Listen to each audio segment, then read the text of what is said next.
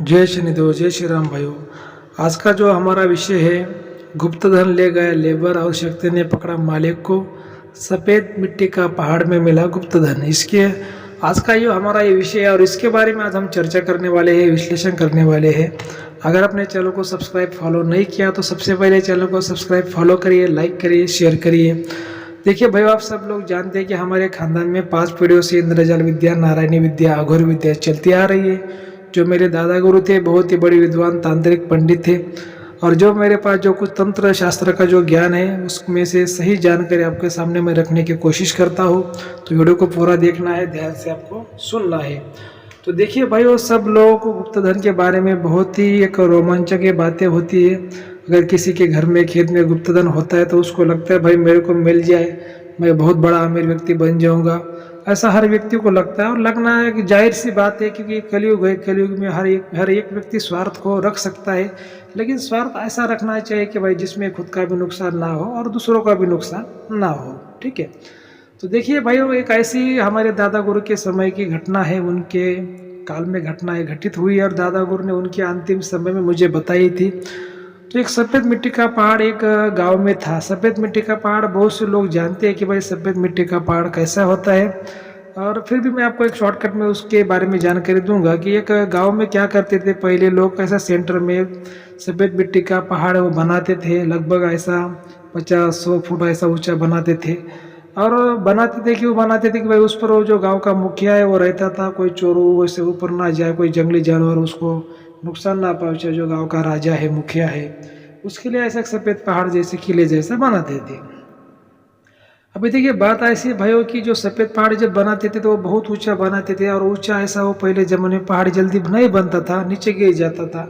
इसके वजह से ऐसे सफ़ेद मिट्टी के पहाड़ में बहुत से वो लोगों ने पहले ज़माने में जिंदा लोग गाड़ दिए। जैसे जो कुछ पति पत्नी हो जोड़ा, कोई एक पुरुष हो, एक पत्नी हो, कोई बच्चे हो, ऐसे जिंदा उसमें गाड़ दिए, क्योंकि तब वो पहाड़ बने, नहीं तो पहाड़ नहीं बनते थे, गिर जाते थे।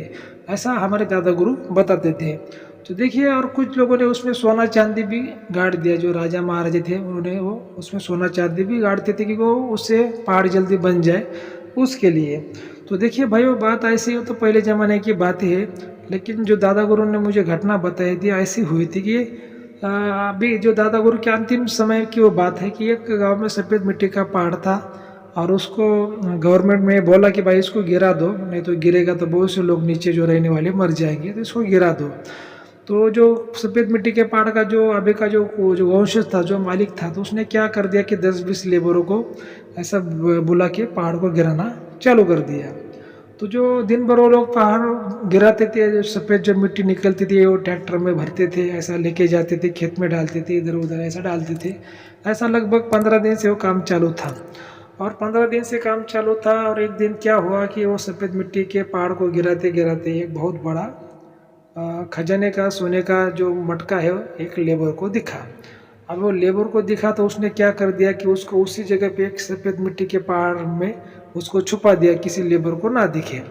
और दोपहर के बाद दोपहर के समय को खाना खाने के बहाने में वो क्या करे उसने, और जो मटका है तो वो लेके चला गया। लेकिन जो शक्ति थी, उसने जो सफ़ेद पहाड़ का, जो मिट्टी का जो सफ़ेद पहाड़ था, उसका जो वंशज था, जो उसका जो मालिक था, उसके बच्चों को पकड़ लिया उसने, शक्ति ने। अभी धन तो लेबर लेके चला गया, लेकिन शक्ति ने पकड़ किसको लिया, और मालिक के बच्चों को।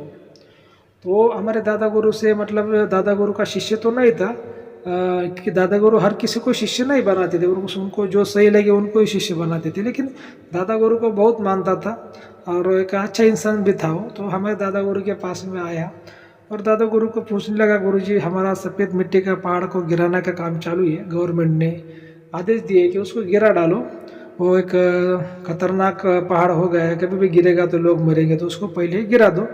तो हम उसको गिराने का काम चालू, लेकिन मेरा बच्चा ये बीमार पड़ गया। 15 दिन से काम चालू, लेकिन आज अचानक बच्चा बीमार पड़ा। 4-5 दिन हो गए, उसका इलाज भी करे, लेकिन कोई असर नहीं हो रहा। क्या इसका कोई संकेत हो सकती है क्या, सफ़ेद मिट्टी के पहाड़ से कुछ शक्ति हो सकती है क्या?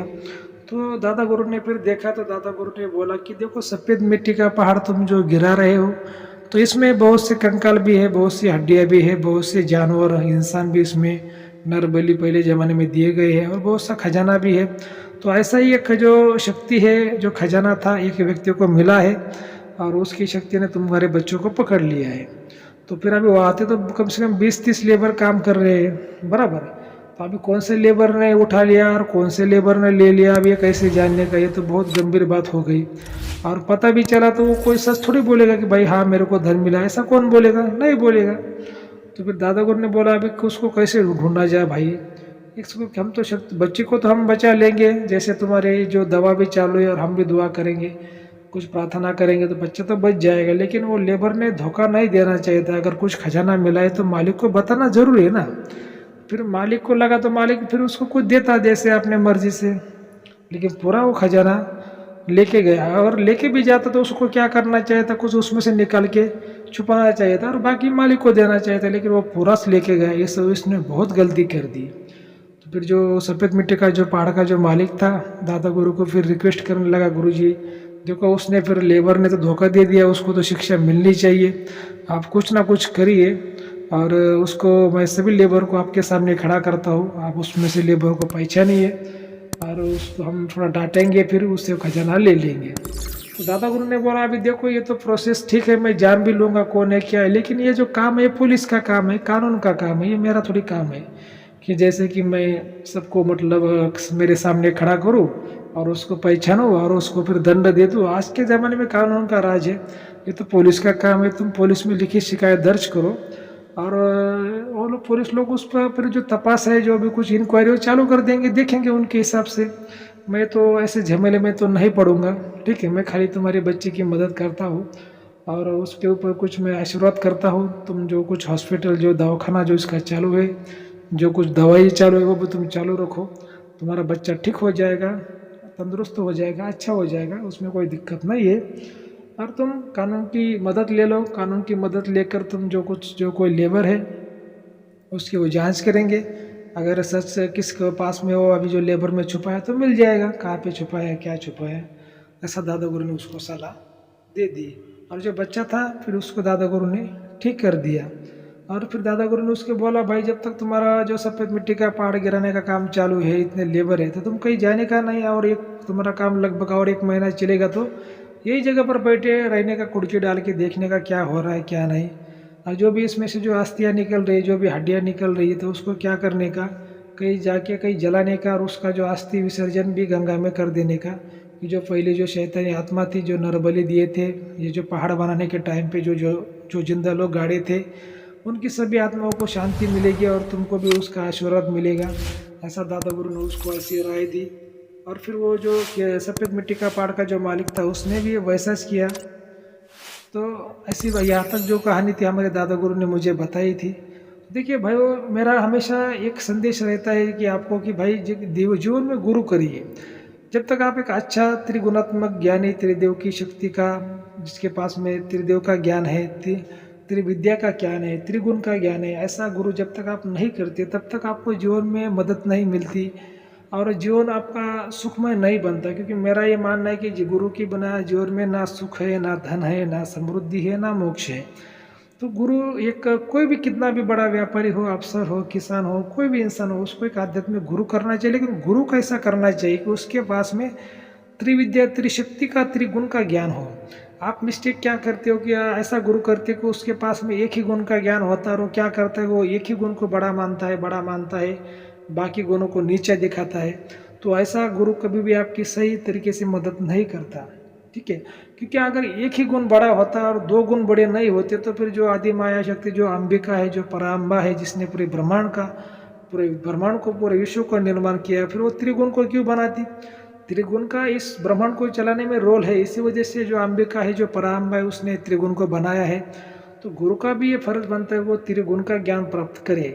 त्रिगुण का ज्ञान जिस गुरु के पास में हो ऐसा ही गुरु आपको करना चाहिए। तो ठीक है, अगर आपको चैनल, आज का जो अपना चैनल का वीडियो अच्छा लगा है तो चैनल को सब्सक्राइब करिए, लाइक करिए, शेयर करिए। जय श्री देव, जय श्री राम, धन्यवाद।